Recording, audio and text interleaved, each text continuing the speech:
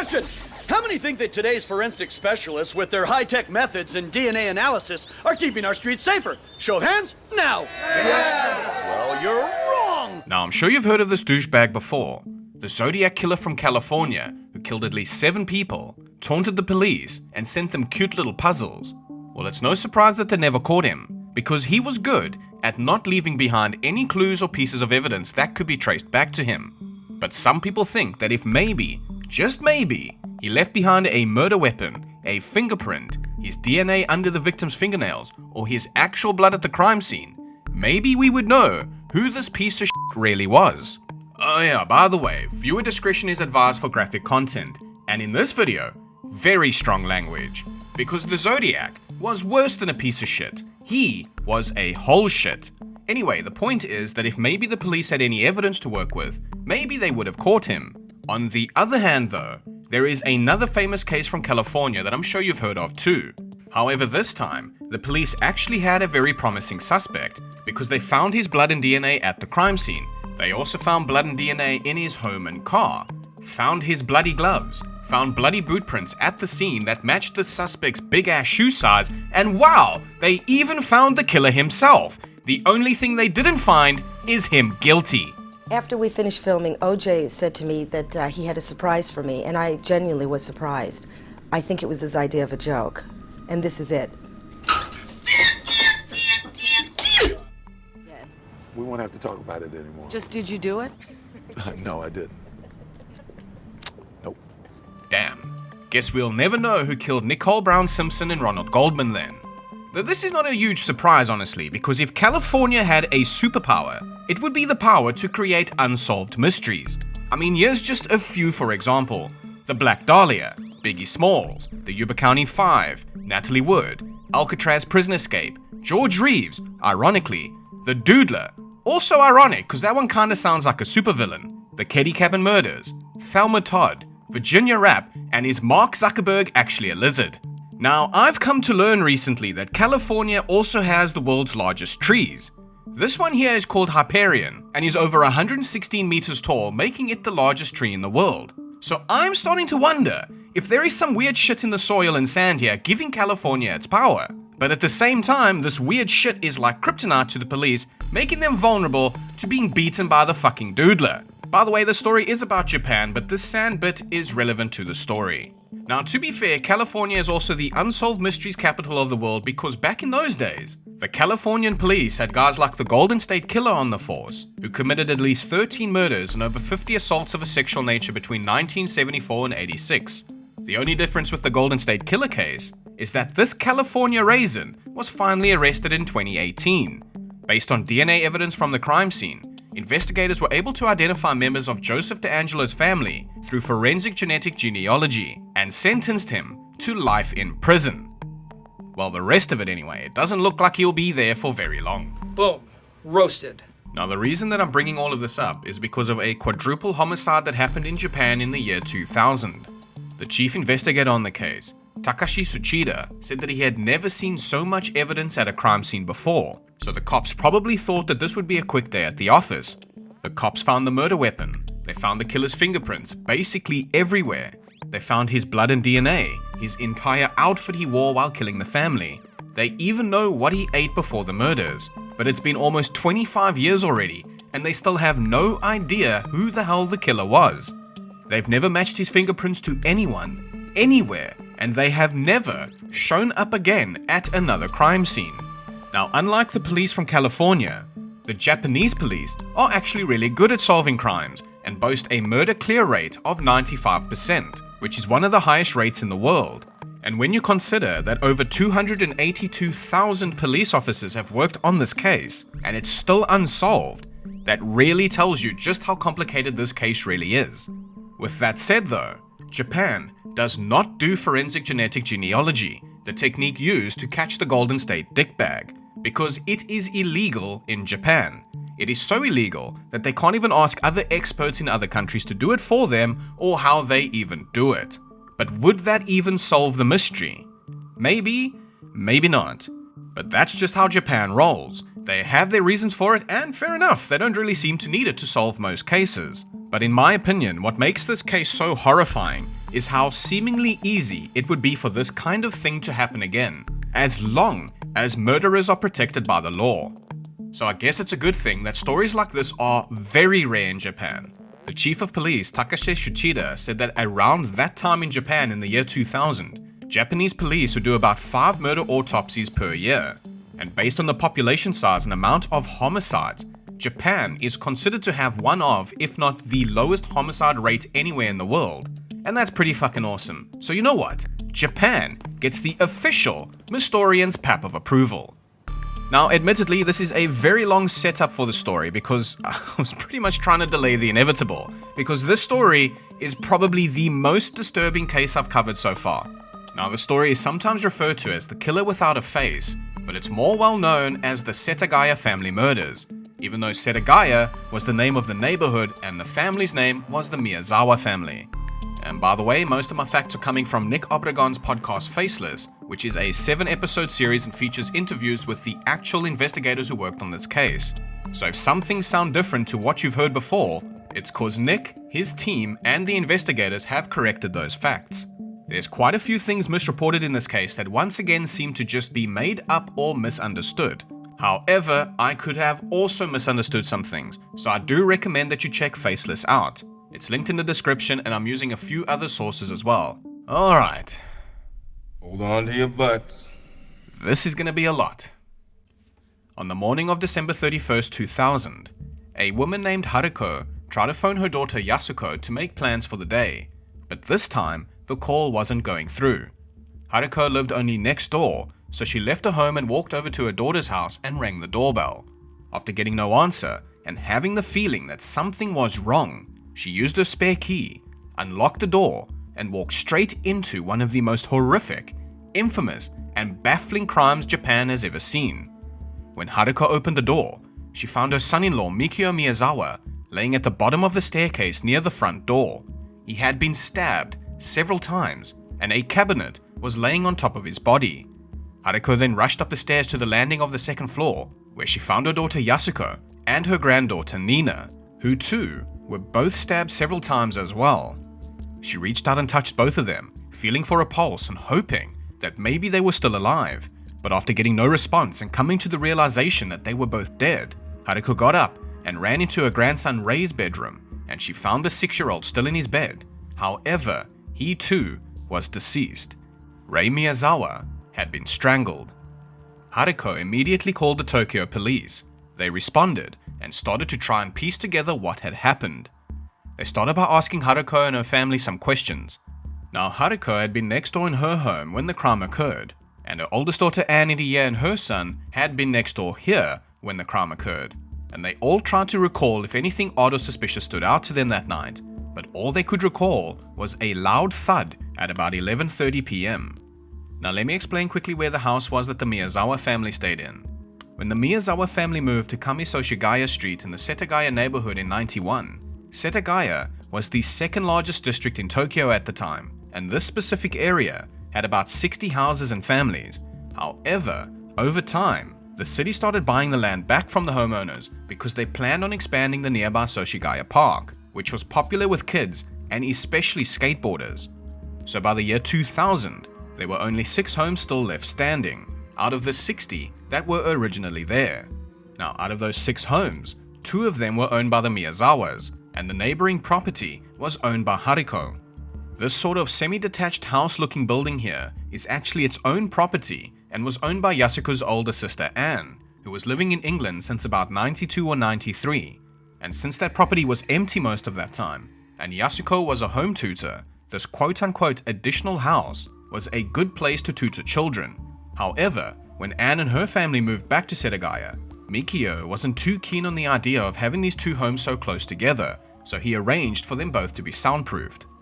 It's also said that the families were planning on eventually selling the properties and moving away from Kamisoshigaya. However, they held off on it. Now, it's not 100% clear why, but it is speculated that the arrangement they had was quite beneficial to Yasuko as a home tutor, and they may not have been able to find a property in close proximity to a suitable school, or maybe they just didn't have the time to do it. But some people also think that they were waiting for a better offer from the city. Nobody really knows why, But the fact is they didn't move, and they never got the chance to either. Now, since both places were soundproofed, the only thing that really stood out to anyone was that loud thud that they heard at about 11:30 p.m. The timing of which was corroborated by a TV schedule that placed the thud during a specific show that was airing on TV. Now, police considered all different kinds of possibilities about what made the thud, but it was ultimately determined that the thud came from a foldable ladder that descended from the third floor loft or attic area found at the landing of the staircase on the second floor. Now, as the police were taking note of the crime scene, a few details immediately jumped out to them as weird. Mikio Miyazawa, for example, was still wearing his business-friendly attire late into the evening. This is backed up by the only timestamp police have for the murders, which is that at 10:38 p.m., Mikio uses a password to access a password-restricted email. Now, it's never stated in any source what his habits were, like if he wore his work clothes late into the evening all the time. So if anyone could give some insight into whether Mikio usually did that or not, it could suggest that he was expecting someone. Or, if he wore them until bed all the time, then it means nothing. Another unusual detail about the crime scene is that police noticed that the bathroom window on the second floor was open, and a grill or screen had fallen to the ground.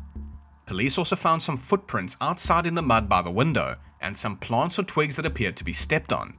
Therefore, for years, it has been believed that this was possibly the killer's method of entry. However, this fact has been disputed because the Tokyo Metro PD are still not exactly sure how the killer got in, and they have a bunch of reasons why they think it might not have actually been the window. Firstly, the police weren't sure how the killer squeezed through this tiny-ass window that was about 2 feet by 1.5 feet wide without leaving any fibers from his clothing on the frame of the window, or how his clothes themselves showed no signs of abrasion. Secondly, it would have been physically demanding to climb up through that window from the ground. Basically, this killer would have had to climb a small tree to get over the fence into the property, and then balance on a small fuse box to get in the window from there, and then somehow get through the whole bathroom without leaving any dirt or footprints. So that doesn't mean it's not how he got in, but there's no evidence that proves the bathroom window is how he got in, so it's another mystery. One of the alternatives, of course, is that the Miyazawas allowed him in. If that is the case though, it could have been an acquaintance of the family, and the reason that Mikio was still wearing his work clothes. However, this is very unlikely, mostly for the reasons that everyone associated with the family has been investigated and cleared, and the door was locked when Haruko arrived. But according to Nick Obregon replying to a Reddit post, the third and most likely option, which for whatever reason never gets spoken about, is it seems as if there is a small balcony leading into the kid's bedroom. If you look at photos of the police crime scene the next day, you'll see the police have taped up the wing mirrors of the car. I think they were looking for the killer's prints there. Working theory, he climbed up on the car outside the house, then up to the balcony and into Ray's bedroom. Yeah, Nick Obregon has really done his homework on this case, so again, if you do want a deeper dive, I definitely recommend checking out his podcast, Faceless. So yeah, it's pretty weird. No one really knows how he got in the house. I'd say option 3, the balcony to the bedroom, is probably the best guess, but again, there's no evidence, and the police found the scene so unusual that the Superintendent General himself came out to the Miyazawa family home to see the crime scene for himself, the first time he had ever done that. Alright, so anyway, this killer gets inside the house somehow, and this crime scene is pretty disturbing. So again, viewer discretion is advised. When the police inspected all of the victims' bodies, they were originally confused about why the 6-year-old son Ray was the only victim that had been spared from stabbing and was instead strangled. However, since his bedroom is where the police found most of the footprints, they believe pretty strongly that he was the first target. This does back up the theory that the killer accessed the house via the balcony attached to Ray's bedroom. The next victim is believed to be Mikio. Police have good reason to believe that before the murders, he was on the first floor working on his computer because of the password-protected email, and because his body was found on the first floor at the base of the stairs. Mikio had sustained multiple stabs and several were focused on his neck and legs. They were quickly placed together that the stab wounds had been made by a sashimi knife, otherwise referred to as a sushi knife, which was broken and left behind in the family's kitchen. In the process of attacking Mikio, the knife had broken and a fragment of the sashimi knife was found in his skull. This knife was found to be purchased just a day before at a local supermarket and had been brought to the scene by the killer. Unfortunately, they could never figure out who purchased it. Now, it is speculated that Mikio may have heard a commotion happening in Ray's bedroom and rushed upstairs, only to be attacked by the killer on his way up. This is evidenced by bloody footprints only leading upwards from the middle of the stairs. Now, some people suggest that this could also indicate that the killer was somebody the Miyazawa family allowed in, and he would have been expected to remove his shoes at the home's entrance. Now, they try to explain it by saying the bloody stairs would have been slippery, which forced the killer to wear his shoes again. But there doesn't really seem to be any clear indication if any of the bloody footprints were actually bare footprints. All reports seem to refer to the footprints as being produced by a size 9.5 sneaker. So was this guy just holding his shoes in his hands while he was killing the family? Because if he was, then the blood would have gotten under his bare feet and the police would have found bare footprints. So I sincerely doubt the Miyazawas let this guy in. Okay, so it is believed that after killing Mikio, the last two victims upstairs, Yasuko and Nina, were sleeping together in the attic. This third floor attic, or loft, was accessible by that foldable ladder. The same foldable ladder police believe made the thud at 11:30 p.m. The bodies of both Yasuko and Nina were found at the bottom of the ladder, having both been stabbed multiple times. Now, this is pretty much what's so disturbing about this, because investigators noted that the stab wounds were excessive and determined that both victims had been stabbed well beyond their point of death. Based on the evidence found at the scene, police immediately theorized that the broken sashimi knife had been just one of two murder weapons. The other was a knife the killer had found in Mikio and Yasuko's very own kitchen. It is believed that when the killer stopped using the sashimi knife, he went to the family's kitchen to get a new one. It's possible that during this time, Yasuko decided to run with Nina, carrying her in her arms and down the stairs, leaving a bloody trail behind. Now, it's unclear how exactly this happened, but the killer may have noticed them or saw them trying to escape, or he was even just toying with them, because Yasuko and Nina seem to have run back upstairs to the second floor, where the killer followed and delivered the final blow by the foldable ladder. The police found both of their bodies crouched with their backs touching at the landing of the second floor stairs. Police could also determine that Nina is the one who died last. Her cause of death was determined to be a cervical spinal cord injury caused by a backstab wound. Her first and third tooth was also found to be missing, which suggests that she was not only being stabbed, but also being beaten. Police also found bloodstains on the futon in the attic, which suggests that they were attacked while sleeping. A bloodied tissue was also laying on the attic's floor, presumably used by Yasuko to stop Nina's bleeding. Their autopsies also revealed that their deaths were not quick, and they were most likely tortured for an extended period of time. Yeah, dude, this is a lot. Yeah, if you guys don't mind, I might need to do another silly mystery like the Atlanta Bloodhouse for the next video, because Jesus Christ, this one is causing some emotional damage. So after killing the family, this piece of shit then goes to the family's kitchen area. He takes a few small cups of ice cream from the fridge and doesn't even use a spoon. Instead, he squeezes the containers upwards and bites the ice cream. He also eats a melon with his bare hands, and for a drink, he chooses barley tea, ignoring cola and beer left in the fridge. Police also found a first aid kit in the kitchen that had Nina's blood on it, further supporting the idea that Nina and Yasuko managed to get away from the killer for a short time, and Yasuko tried to patch up Nina. Police were also able to determine that the killer later used the same first aid kit in the kitchen to try to patch a wound on his right hand. This was determined by a bloody glove left behind at the scene that had a slash on the right glove's palm and was soaked in the killer's blood. They also found that he had used some of Yasuko's sanitary pads, which apparently is something that's taught in the US military because the pads are quite absorbent. The killer then, at some point, removes his entire outfit and steals some clothes that belongs to Mikio. Now, here's a photo of a mannequin dressed up in the killer's clothes. So him leaving all the clothes behind and not cleaning up anything implies that this guy just did not give a shit. Either he was naive enough to leave all of this evidence behind without a second thought, or he was so confident he wouldn't be caught that it simply didn't matter. But I'll come back to the clothes again later when I talk about all of the evidence. Now, after changing clothes, he seems to have rummaged through the family's documents and bills from the first floor storage. There was a cabinet that had fallen on top of Mikio's body, and some of the drawers of this cabinet had been removed and their contents were taken up to the bathroom on the second floor, where the killer then dumped all of the documents into the bathtub and proceeded to fill the bathtub with water. Now, why the fuck he did that is another mystery. If the police knew what he was looking for, that might have helped them in the investigation, but it's unclear if he even stole any of the documents or just destroyed them. Now, while he was up in the bathroom, by the way, viewer discretion is advised once again, because this piece of shit then took a shit in the family's toilet, elevating his official shit status from a piece of shit to a whole shit, just like the Zodiac. And to make things worse, he then grabbed Yasuko's personal belongings from her 2 handbags. He grabbed Mikio's wallet, house keys, more documents, a white towel covered with his blood, and one of those ice cream cups that he bit, and threw them into the toilet as well. And he must have been very proud of his little Zodiacs in the toilet, because he didn't flush them, giving the police even more to analyze. That is one big pile of shit. According to Unresolved, analysts would discover remnants of a sesame spinach dish containing string beans, which had likely been eaten elsewhere. In the years since, internet web sleuths have called this somewhat of a boring dish, the kind a mother would feed her son.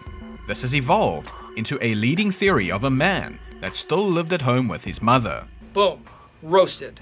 Now, something else to point out is that this guy didn't really steal anything except for like 150,000 yen, which back then was like $1,000. And even though there was more money and valuables that were not hidden away, they were just out in plain sight, he ignored all of it and didn't steal it. Then after rummaging through the family's things, he connected to the internet using Mikio's computer. During 5 minutes of usage, he created a new folder and he visited a theater website, which was bookmarked by Mikio. Now, I know some people say that he then stayed the night and even took a nap on the couch, then left sometime after 10 o'clock in the morning, which would make sense because the family computer connected to the internet a second time at 10 AM, which would be exactly around the time when Haruko came to the house to check up on the family. However, in 2014, the police stated that the second connection was most likely Haruko tripping over a cable when she found her family, causing the computer's mouse to fall to the floor, waking it up and then reconnecting it to the internet. So all that is known for sure is the killer was still at the house at about 1:23 AM. Whatever he did after that is a complete mystery. Now, the Tokyo Metro PD really did try everything they could to solve this case, but every lead or tip led nowhere. One tip in particular is very interesting. According to Unresolved, that afternoon, roughly 6 hours after the bodies had been discovered, a young man was admitted to a medical center in Tobu Nikko Station. Tobu Nikko Station is a few hours north of Setagaya, and the two have many connecting trains that travel between. This man, told to be in his 30s, was admitted without giving up his name or the reason for his injury. The injury itself was a hand wound, which was apparently severe enough to have exposed the bone. Staff at the center were surprised at how nonchalantly the man was treating the injury and viewed him as rather suspicious, hence their decent recollection of the details. This man, as I stated, looked to be well into his 30s, was wearing a black down jacket with jeans, but despite not giving up any details about himself, the man was treated, then released by medical staff who had no idea what had just happened hours before, end quote. Now, according to Medium.com, the police didn't find the information helpful. His wound, so deep that you could see a bone, didn't fit the police's image of the perpetrator's state. Police had a lot of evidence, but the one thing they lacked was witnesses. They had just 2 supposed sightings. The first one came from a woman who claimed she was near the crime scene driving a car.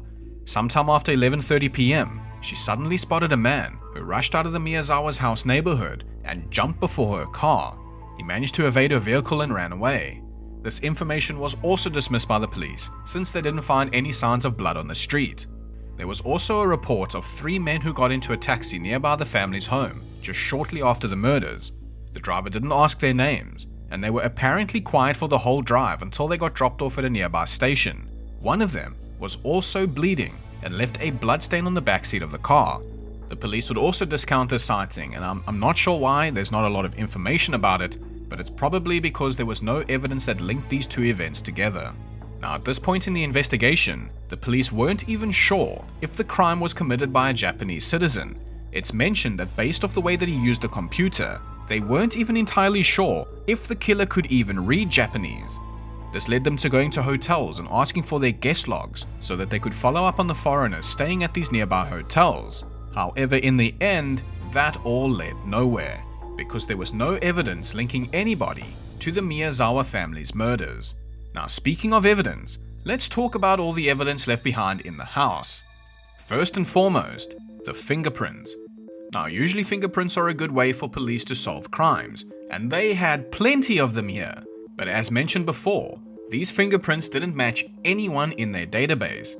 Now, there's two ways that countries go about storing fingerprints. In South Africa, where I live, when you turn 16, the government gets all of your fingerprints for your national ID. To be honest, I have no idea why, because our murder clear rate is like 10%, so it doesn't really help. But I suppose they just like wasting our time. But in America, and I know most of you watching are American, and I'm sure you can tell me if I'm wrong, but as far as I can tell in America, it is not required for everyone to be fingerprinted. And usually, you'll only be fingerprinted on your own terms. Like when you apply for a visa or request a background check or, get arrested. But Japan is the same as America. Its citizens are not fingerprinted just because. You'll get fingerprinted if you're arrested or voluntarily give them for a police clearance or whatever. So this is where the first brainbuster comes into the story. The killer's fingerprints didn't match anyone in their database, and still to this day, 25 years later, the prints have never shown up again. So what this means is that this killer might have never committed a crime before or after killing the whole Miyazawa family, or at least never left any prints or clues behind. But based on how blatantly he left all of this evidence behind here, it's clear he's the type of person that just did not give a shit. Well, we know he did give a shit, but you know what I'm saying. So if this killer ever did actually kill before or after the Miyazawa family, he was very careful, which completely contradicts how he acted here. Now, what makes this even stranger is it's not only Japan's database that can't find a match for these fingerprints.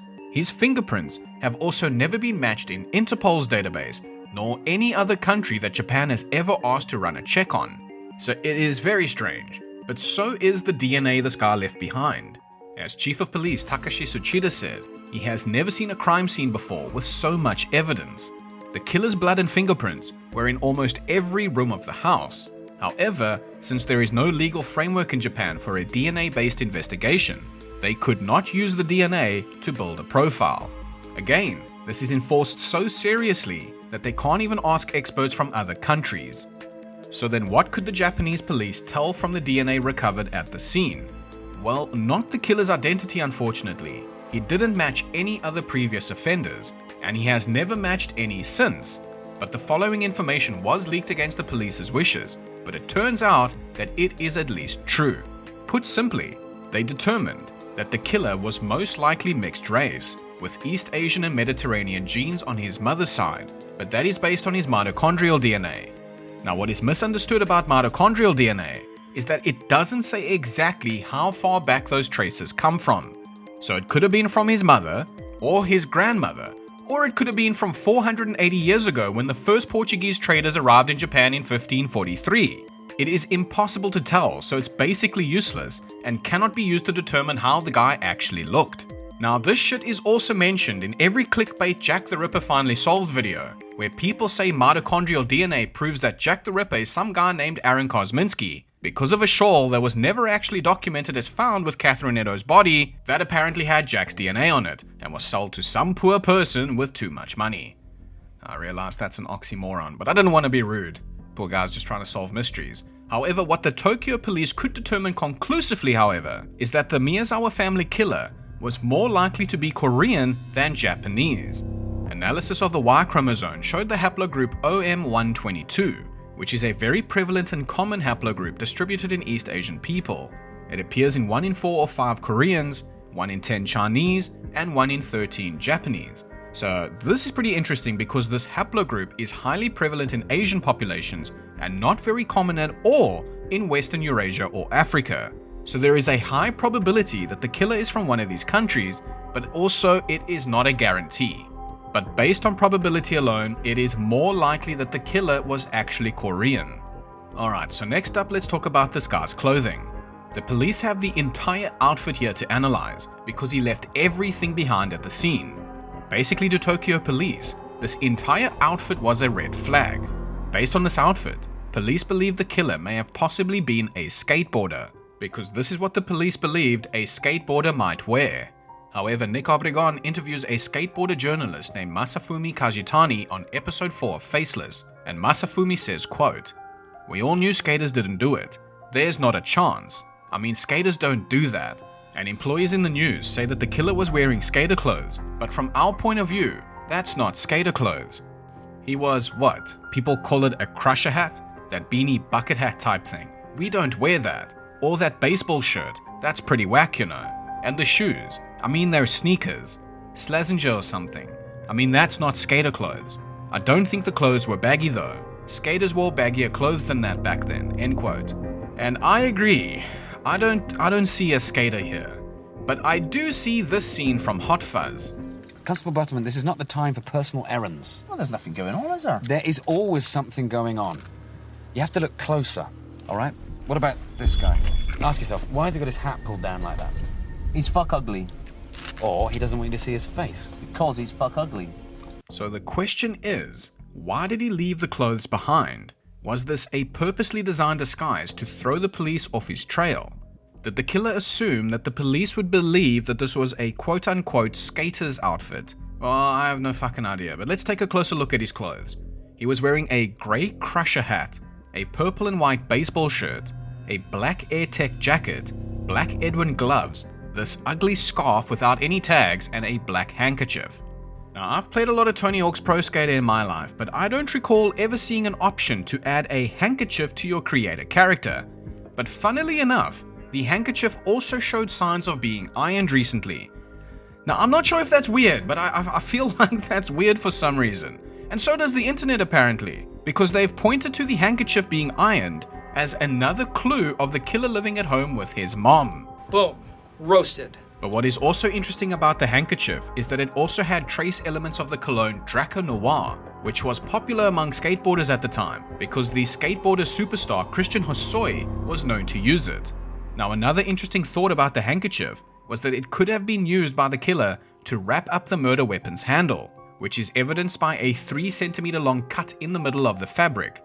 Now, it is said that this technique is used by Chinese fish factory workers to prevent the knife from slipping, but that doesn't mean that it can't be or wouldn't be used internationally, however. So again, the million-dollar question is if this was a purposely designed disguise to throw the cops off. But again, based on how bad a job he did at leaving no evidence behind, that doesn't seem likely. But then at the same time, most of these items of clothing were relatively recent purchases.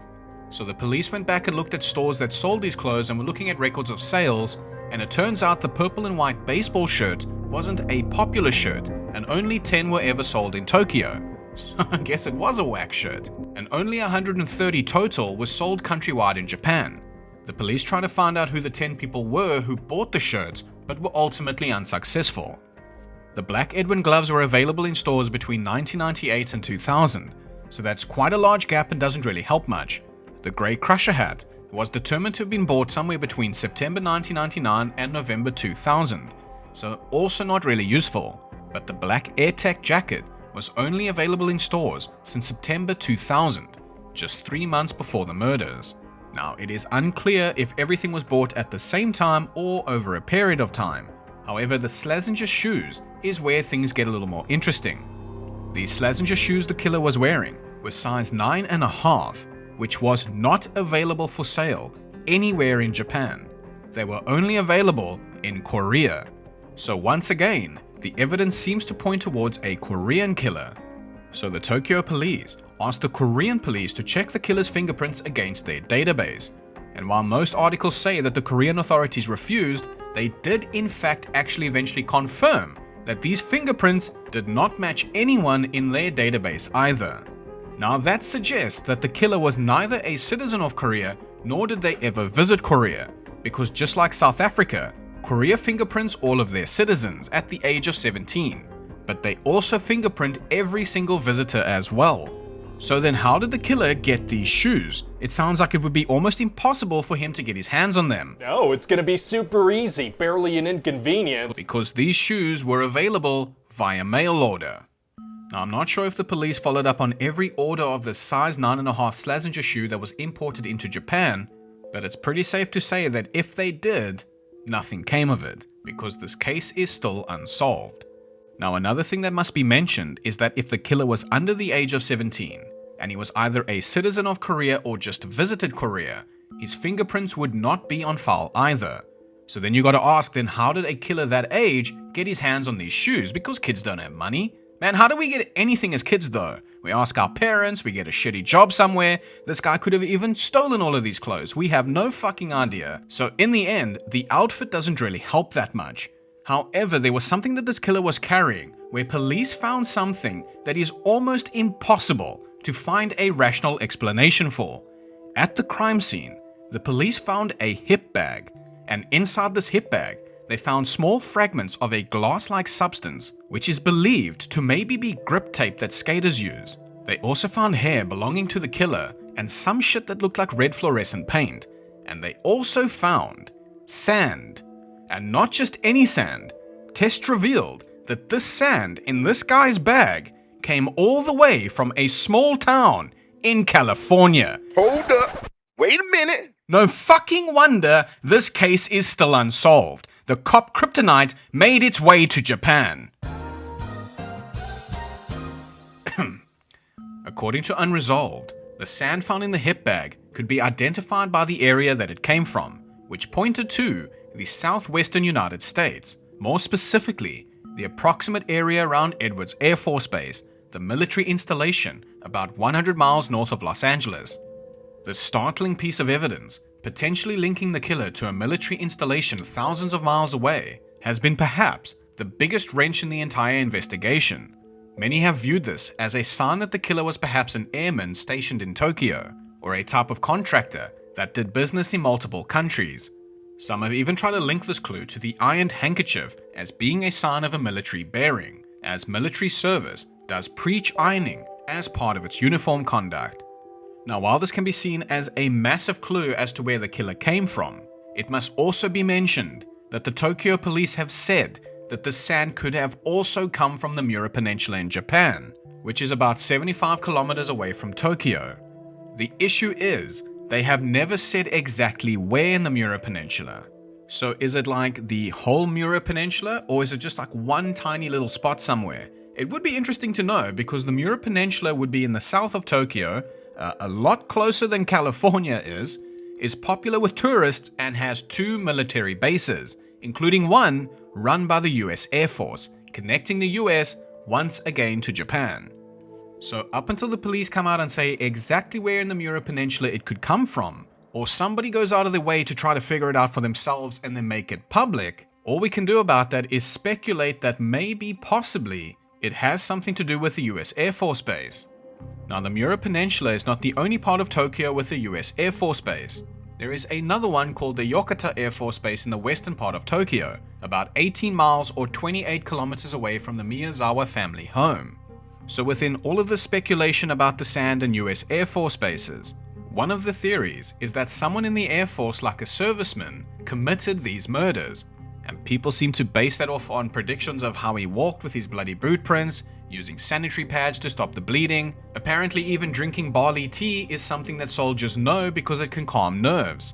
So Nick Obregon says in episode 5 of Faceless that he actually asked the US Air Force if the Japanese police have ever asked them to try and match the fingerprints against any of their servicemen, because the military would have the fingerprints of all of their servicemen on file, but they refused to comment.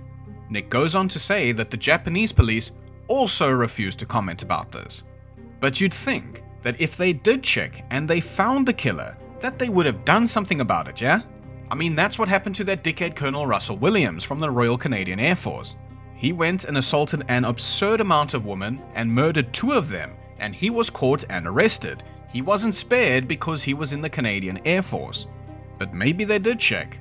Maybe they didn't. So let's just leave the speculation for now and go back to the evidence. Now, the police weren't exactly sure if the killer was the only owner of this hip bag, But with that said though, there were no other traces of DNA found on the bag other than the killer's, which does sort of discount the idea that this bag was second-hand. They also figured out pretty soon after that that red fluorescent paint was actually red dye from a highlighter pen, which also made the police believe that the killer was not a grown man, but a school kid or a student living at home with his mom. Boom. Roasted. So based on everything they found so far, the original estimate of the killer's age, being somewhere between 15 to 35, was reduced to 15 to 24, mostly because of a highlighter pen. They also now believe that the killer's description fits someone who was, quote, living the student lifestyle. They could also determine that the killer's height was about 5'6" or 5'7", which is about the average height of a Japanese man, or a Korean teenager. But they also did not believe the crime was committed by a Japanese citizen. Alright, so I think that pretty much covers everything I wanted to make sure to mention. Now clearly, no one has a clue about what happened here, but there are loads of theories, and every single theory has a problem. It's so strange. Nothing makes sense when you have to think about every single piece of evidence. And past the evidence, no one is even sure what the motive was. If this was a robbery, what was the guy even looking for? He left money and valuables behind. According to an investigative psychologist that Nick Obregon talks to, named David Cantor, he says that usually, burglars will usually stake a place out, and they will clean the place out when no one is home. Sometimes they even knock on the door to see if the family is home. They do this purposefully to avoid the family that they are robbing. It is also not common for a burglar to kill the entire family when caught. But it doesn't really look like this was a robbery because the killer brought his own knife. He then broke it in Mikio's skull and then he went to go get another one. Now, if this was a killing spree, this guy never ever struck again, and that's also not really common for serial killers. If this was a targeted hit, what was the actual reason behind it? Because every person linked with the family in some way was questioned and then cleared. No link could ever be established as to why somebody would want them dead. Also, if this was the work of a hitman, he did a piss poor job and left behind so much evidence that the only explanation is that the family was murdered. But what is more typical of hitmen is doing the job discreetly, making the deaths appear natural or accidental. So with that said, let's see what people think. Let's get into some theories, and again, none of them really satisfy all the points of the story for one reason or another. But yeah, let's check them out. Theory number 1. The killer was a Korean hitman. This might be the most well-known theory, but it does have some big problems. According to Unresolved, in December of 2015, noted true crime author Fumiya Ichihashi published a Japanese language book titled, in English, The Setagaya Family Murder Case. In this book, he details his alleged suspect, a man he calls R, who was a former member of the South Korean military, end quote. Now, I found a pretty good explanation of this on Reddit by Mr. Mysteries YT, quote, according to Ichihashi, he met with a South Korean man named K, who had much to say on the subject.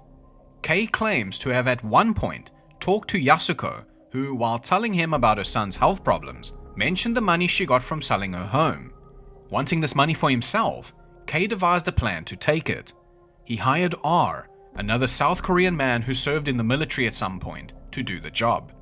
R then entered the family's home and committed the atrocious acts already described.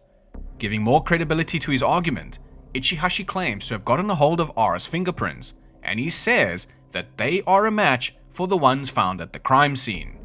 This theory explains why the house was flipped upside down when the police arrived. After killing the family, K was looking for their money. In the end, he didn't find much, as he only made off with about $1,500 worth of currency, and he left behind more than he took. Though Ichihashi is famous for his investigative prowess, his theory isn't bulletproof. For one, the killer used a knife that wasn't well suited for the task, which is why it broke on Mikio. If he were a professional hitman, you would expect him to know what type of weapon to use. Critics of the theory also point out that foreigners are fingerprinted upon entering Japan, meaning the killer would have had to have been smuggled into Japan. However, mandatory fingerprinting for foreigners was abolished in 1999 and not re-established until 2007, meaning a foreigner could enter and leave with no problems at the time.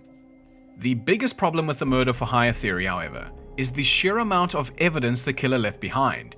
If he is a hitman, he's the sloppiest hitman ever. I agree. But perhaps being sloppy didn't matter.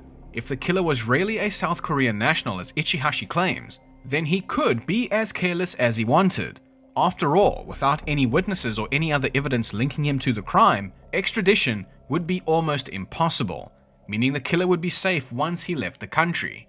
As Ichihashi writes, my interpretation was that the criminal was not Japanese, did not live in Japan, and immediately escaped overseas. That said, South Korea has assisted Japan on a number of cases, so escaping the country might not be a ticket to freedom after all. In the end, we may never know, though Ichihashi claims that he gave the killer's fingerprints over to the police. R still remains unarrested. End quote. Now going over to medium.com again, Ichihashi also says the Miyazawa family was involved with the Korean Unification Church. Since they didn't want to sell off their land to the church, they got murdered by R. End quote. So make up your fucking mind, Ichihashi. Right, well, there are many issues with this theory. First, Korea didn't have this dude's fingerprints. Secondly, according to Nick Obregon, when they tried to reach out to Fumiya Ichihashi, he declined an interview because he doesn't do press. So Fumiya Ichihashi is out here saying that he knows who is responsible for one of the most infamous murder stories in the world. He is selling a book about it and won't come out to do an interview and answer some questions where he could potentially advertise the book and get more sales. Fair enough, maybe he doesn't want to give away any spoilers and wants people to buy the book so they can find out who the killer is. However, it just takes like one person to upload that book online and everyone can get it for free, so surely that's not the reason. But also Nick Obregon's producer Ryushi Lindsay says that people are not even sure if Fumiya Ichihashi is one guy. He could be a group of writers, so who really knows what's going on here? The third reason is if the Miyazawa family were murdered because they didn't want to sell their house to the church or even the city to expand the park, this plan completely backfired because the house is still there. It's fucked, it's falling to pieces, it's collapsing, but a police officer stands guard in front of it every single day. So surely there would have been a better way to get them to just sell it instead of killing them, mostly because you can't really sell your house while you're dead. The fourth issue is that everyone who had a direct link with the family has been investigated and they were all dead ends. So ultimately, it seems like the most likely suspect is someone who did not have a direct link with the family. The fifth issue is that if this K guy just wanted the money, how could K and R not see the money that was left behind in plain sight? Were they blind? I'm not sure how you guys feel about this theory, but I can't wrap my tiny brain around it. Yeah, so let's just move on. Theory number 2, the killer was a skateboarder. We kinda touched on this one already, but this was the police's first theory because of Setagaya Park being popular with skaters. And according to Masafumi Kajitani, skaters traveled from all over to come to the skate park. Now, as you can see from the Google Street View pictures, this house was very, very close to the skate park. And Masafumi Kajitani mentions that someone he knew actually said that Mikio came out and told the skaters to stop making so much noise. According to medium.com again, the internet provides many testimonies claiming Mikio was often arguing with skaters who were using benches in Choo Choo Train Park as a ramp. So it is often suggested that Mikio pissed off a skater so much that this was his revenge. Firstly, I can't see how this is an appropriate response to a guy arguing with you about making noise. Secondly, there's not really anything about the killer's outfit that automatically says skater. Like Masafumi said, this is not really skater clothes.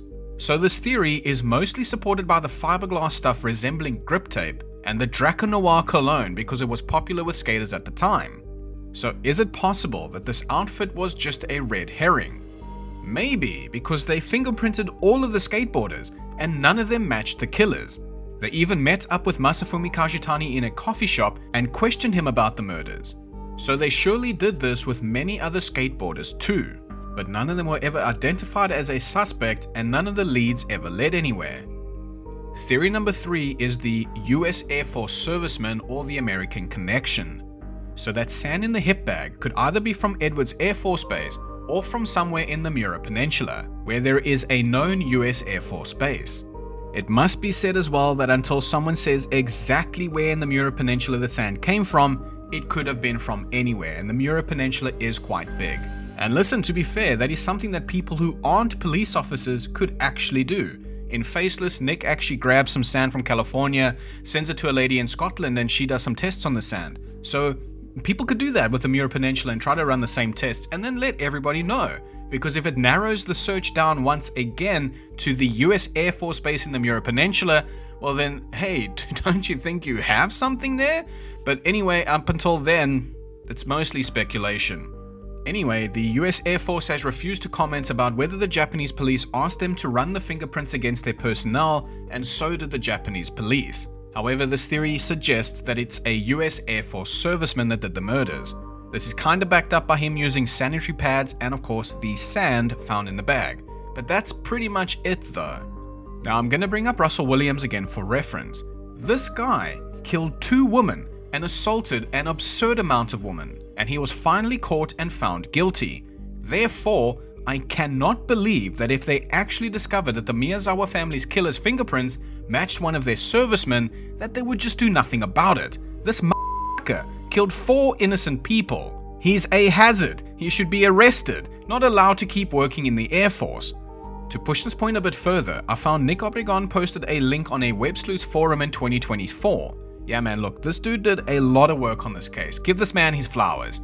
But this link takes you to a CBS News article that says, quote, "An American man is under arrest and facing extradition to Germany for the 1978 murder of a woman that took place while he was stationed at a US Army base there. Investigators say DNA evidence found at the crime scene decades ago has been matched to the suspect, James Patrick Dempsey. Dempsey is accused of stabbing and killing 35-year-old Barbara Ganso in her apartment in Ludwigsburg, Germany. She was found dead in her bed with 37 stab wounds. Investigators said a bathroom window was open, and they collected fingerprint evidence from the window frame suggesting her attacker had entered the apartment this way. Ganso had frequented officers' clubs for American soldiers who were stationed at a US Army base in Ludwigsburg, and a friend said that she was acquainted with some of the soldiers. Investigators collected fingerprints from several soldiers whom Ganso knew, but all of them had an alibi. Dempsey, though, was not part of the original investigation.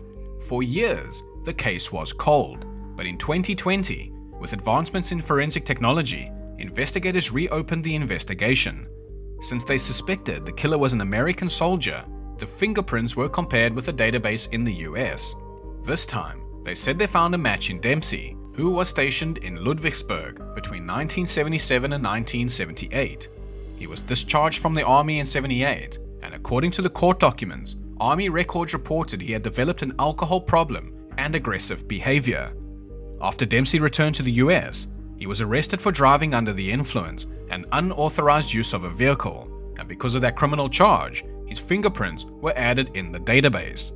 So the fingerprints then matched the killer in Germany, and in 2021, the FBI pulls trash from Dempsey's home and finds material that they can test for a DNA match. In 2022, German investigators determined that the DNA matches the evidence from the crime scene. Investigators determined that the likelihood of a match was 1 in 270 quadrillion. So there are 2 things to take away from this.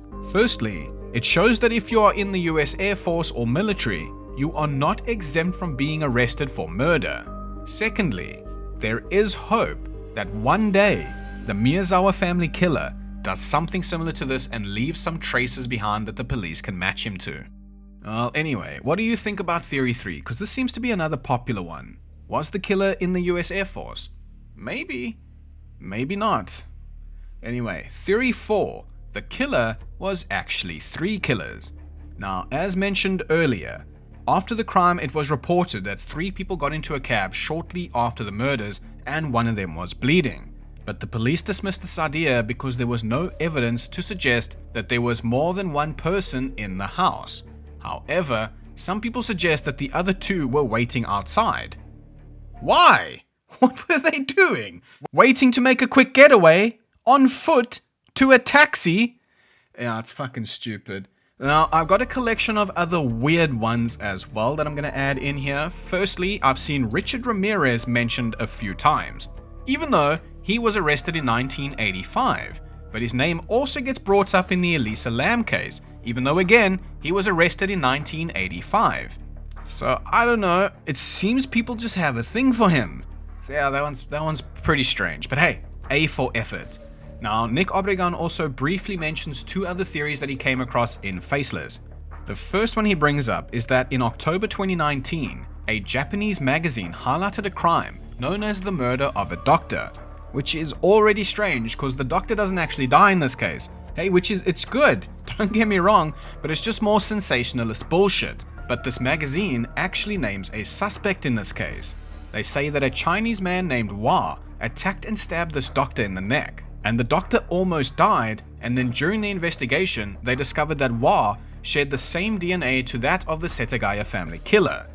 At the time this Japanese magazine covered this case, Hua would have been about 33 years old, and it was said that the police were now searching for him. Interestingly, this would make Hua 13 years old at the time of the murders. However, as Nick points out, there is nothing really corroborating this claim, and there doesn't seem to be any evidence of this, and not to mention, there is not a worldwide manhunt for him, so this seems sort of unlikely. The other theory is from a Japanese journalist who interviewed a close neighbor of the Miyazawas, known only as Mr. A. At the time of the murders, he owned a yakimiku restaurant in Setagaya, and police actually followed a lead about one of his former employees, a kitchen clerk known only as H. Shame, not even Mr. H, just H. Anyway, the day after the murders, a frequent customer of Mr. A's was walking her doge in Soshigaya Park, and she saw H there, and she noticed that he had a bandage on his hand. Sadly though, Mr. A's restaurant closed down, and along with that, he lost all of his documents, photos, and resumes, so there's no real way to follow up on this. Now, Nick does say though that he doesn't really believe these theories, but what it does point out is that police are still investigating leads all these years later. Alright, now let's get into theory number 5. The killer was a child. I've already mentioned that the police could not exactly work out what the motive was, but one that we haven't explored yet is pleasure killing. Alright, now let's quickly recall all of the aspects of the story that people say point toward the possibility of the killer actually being a child or a teenager. He ate the ice cream and drank the barley tea. There were remnants of a sesame spinach dish found in his little zodiacs in the toilet. This has been considered a somewhat boring dish, the kind a mother would feed her son. His handkerchief was also ironed, like his mom ironed it for him, and there were traces of a red highlighter pen in his little hip bag. Stuff I haven't mentioned yet is the assumed entry point. If it was indeed the window on the second floor, a teenager might be more likely to be able to fit through that tiny 2 by 1.5 foot window. Also, there doesn't seem to be any evidence of a vehicle being involved in the getaway, but that's not to say that the killer didn't have one. Maybe he just parked further down the street or something. And based on the killer's possessions, the police even narrowed down the age range to 15 to 24 years old. Now, something interesting is that many serial killers start killing in their early 20s. On episode 6 of Faceless, what Nick finds is genuinely fucked. So I'm going to give you another viewer discretion notice here. This next bit is fucking disgusting. So if you want to skip it, skip to this time in the video. It's going to involve cruelty to animals. So he mentions that he found news reports in the year 2000 of a series of cat killings in Setagaya, which makes me genuinely fucking angry. Listen, if you want to kill animals, try that shit with a bear, or a lion, or a fucking hippo, or even my cat Misty, because Misty will fucking destroy you. Even Misty's vet, you know, when we bring her there for a checkup and they have to take her blood, they say, we can't, it is impossible, because it takes the entire staff just so we can get a little bit of blood out of her neck, but then she ends up drawing blood from the entire staff instead. She is a killing machine. But funnily enough though, she's never actually killed a bird or a mouse, because she only goes for bigger prey. Unlike the loser in this news report killing cats. Fuck you. Sorry, got a little carried away there. Anyway, a criminal psychologist named Akira Fukushima said about the cat killings, quote, "The abuse points towards a whole shit like the Zodiac." It's not true, he said, an individual whose tendency is to victimize the weak. The possibility of such acts escalating to a random assault targeting in particular children and women should not be dismissed, end quote. We also know for a fact that many serial killers start off by killing animals and gradually escalate to killing humans later. Something else also happening in Japan in the year 2000 was a rise of violent acts and crimes perpetrated by minors, especially the generation that turned 17 that year. And Nick highlights 2 of them, which I'll share in a little bit. Now, Nick also goes on to mention a blog site by the name of The Losers Howling, which featured a thread titled Considerations of the Setagaya Murders, written by an anonymous author going only by Monazite. One of the things that Monazite posts is a screen grab from another Japanese blog site called 2chan, written by a dickhead called Kurimutu. Now, if I'm not mistaken, the post has since been removed, but Takeshi Tsuchida, the chief of police, confirmed that this post was real, and I seem to have come across a recreation of this post, and I'll read it in full for you. Again, this was written by the username Kurimutu. Quote, "I have been stabbing and killing rats since I was a 3-year-old, or giving them to the raven, and I still do this when I was 13 years old. I learned when I was 7 years old that I would kill a dog in parallel with it. I remember it clearly that I did not hesitate to kill him first. It was a slightly larger dog with a length of about 60 centimeters that suddenly bited me. I continued to kick the dog's belly because it was still biting and coming when I kicked it. I don't remember how many shots I kicked. When he died, his dog shed a lot of blood from his mouth, and his internal organs were devoured from his stomach. Of course, I still do this when I see a stray dog." Yeah, of course, aren't you fucking cool? Now, the power of kicking has doubled, and I have not hesitated to even break it up with my hands. It stings, but I don't care about that. Cats sometimes do the same thing. After wrapping the cat around with a bandage, including the face, it cuts through the internal organs, takes it out, and throws it out on the road. Then the ravens will grab it and take it away. Or it will be pulled by a car, and it will become even more miserable scene. That's the pleasure again. I even bet on which result I would roll in with my friends. Recently, I want to see the internal organs by cutting through humans. As the boy who was a suspect in the video shop bombing in Kabukicho made a statement. Now, when I look at the happy family next door, I want to make it like that Oita family murder case. The date of the event is December 31st at 11:59 p.m. I'm thinking about killing them before the 21st century comes. Jesus Christ. Okay, so now let me quickly explain a few things here. Firstly, the video shop bombing he's talking about happened on December 4th, 2000, so about a month before the murders, and a 17-year-old kid went into a video shop with a homemade bomb. He detonated it, but fortunately he didn't hurt anyone, but he did some serious damage to the store. He then turned himself in to the police, and they found that he had a shotgun on him. The second thing he mentions is the Oita family murders, which is a very similar incident to that of the Setagaya family murders, which happened about 4 months before. In the Oita family murder case, a 15-year-old kid snuck into their home with a knife at 2 a.m. through a window. He then fatally stabbed and murdered 3 of the family members and injured the other 3. The kid was then caught and arrested, I suppose mostly because of the surviving witnesses. His motive apparently for killing 3 people and injuring 3 more was that they called him a peeping Tom. So I guess if Mikio did have an argument with a skateboarder, for example, hypothetically, it's not a long shot, it's not too much of a stretch to say the skater wanted revenge, snuck through the window, and then killed the whole family, because this fucking 15-year-old snot-nosed piece of shit is enough proof that you don't really need a motive to come into a house and kill a whole family. Which, yeah, that's pretty fucking scary. Anyway, the last thing to point out in this blog post is that this kid goes on to say that his date will be 11:59 p.m. on December 31st, and that he wants to kill a happy family before the 21st century. Now, what's really bizarre about this is that this post was written on Wednesday the 27th, 3 days before the Setagaya family murders. Now, it must be said that they were probably murdered on the evening of December 30th or in the very early hours of December 31st. But still, Nick says in his podcast, what are the odds of somebody guessing this, especially in a place like Japan, where murders are rare, but murders like the Setagaya family murders and the Oita family murders are even rarer? Now, usually in my videos, I take comments from blogs and Reddit threads all the time, and I usually say take this with a massive grain of salt.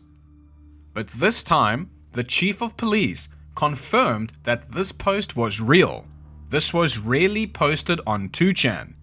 So the question is, did the actual killer write this post? No. As hard as that is to believe, the Japanese police actually found the person behind this 2chan post, and they confirmed that he was not the killer. It's unknown what happened to him afterwards, but they also found the piece of shit, the whole shit, killing the cats around Setagaya, and they also confirmed that he had nothing to do with the Miyazawa family, and because of all of the cats he killed, they executed him. That's also not true, they just arrested him. And even if it was just some mentally disturbed kid from the Setagaya neighborhood who was killing cats and then escalated to killing humans, that still doesn't explain the fucking sand. And California man strikes again. At the very least, this person would have had to have been from the Miura Peninsula, 75 kilometers away from the Miyazawa family home. So nothing makes sense. Nothing makes sense at all.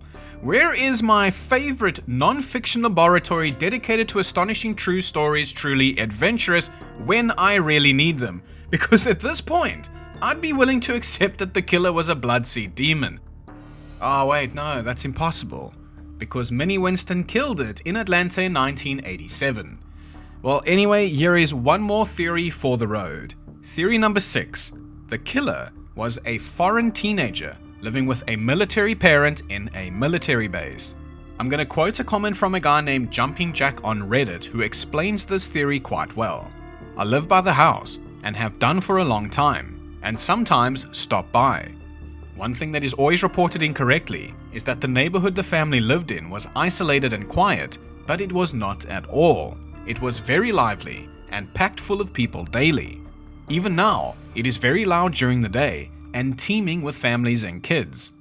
Locals believe the killer was ethnically South Korean, but has links to the US Air Force and left Japan immediately after the murder through unconventional means, such as flying out from a base that allowed him to escape undetected by local forces.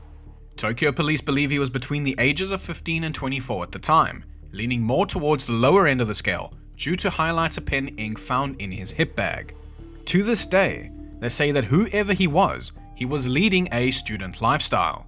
I personally believe that he was the dependent son of a US Air Force member that was in school on the nearby Yokota Air Force Base, which is the one I mentioned earlier that's about 18 miles or 28 kilometers away from the Miyazawa family house, and he quickly left Japan soon after and never returned. Now I gotta add to Jumping Jack's comment that there is housing on those military bases. Another comment I came across written by a guy named Own Contribution from a different Reddit thread says something interesting too. Now I'm gonna paraphrase it, but you can find the whole thing in my description. If the killer had a parent stationed in Korea, the demilitarized zone, DMZ, then odds are they were in the Air Force. The evidence establishes a nexus among the Miyazawa family's killer and multiple US military Air Force bases. And again, to quote Nick Obregon once again, the DNA does, however, seem far more likely to point to an ethnic Korean. The chief told me that eventually the killer's prints were matched against the National Korean Print database. He is not on it. It's worth mentioning that this database also includes foreign permanent residents and visitors.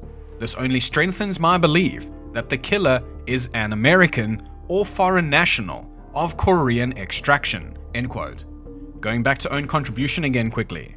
Quite frankly, it doesn't matter where the sand came from. The fact remains, if the killer had parents that ever served in the US military, then the Department of Defense will have his parents' DNA profile within their databank. Killers can be identified through familial DNA, and the Department of Defense will have either his or his family member's DNA profile within their databank. Yeah, and that's just the bottom line, isn't it? This dickhead killer is just so lucky that the police can't use forensic genetic genealogy, and until there is a change in police protocol and a change to the legal framework police can work within when it comes to DNA, the Miyazawa family's killer will most likely remain faceless. Chief Tsuchida has made petitions and even appealed to the nation's media to hear him appeal for a change in the law, asking them if they can live with themselves and can forgive themselves for not doing everything they can do to catch the killer and ease the pain of the victims' families. However, nothing has changed, and Chief Tsuchida thinks it's because it's just too much hard work to create this new legal framework. However, it's also probably because privacy is considered sacred in Japan. DNA is yours, and yours alone. Fair enough, that's just how Japan rolls. Now, in this final photograph, you can see a lady named Setsuko. This is Mikio Miyazawa's mother, and she's kneeling in front of 5 Daruma dolls. In Japan, Daruma dolls are seen as a symbol of perseverance and good luck. You can use them to make a wish, and when you make a wish, you fill in the Daruma doll's left eye. When the wish is granted or fulfilled, you fill in its right eye. These 5 Daruma dolls are gifts from a Tokyo Metro police officer named Mitsuko Matsumori, who has given Setsuko one every year after retiring in 2018. She was assigned to the Miyazawa family murders in 2002, and this case was her first case in her entire career. So understandably, she says that she feels frustrated because all she can do is wait with Setsuko until the suspect is arrested, but still wants to continue to support her as best she can. So she visits her every month with flowers, and Setsuko and Mitsuko have made a promise to each other to fill in the blank eyes of the 5 Daruma dolls when the police finally catch the faceless killer.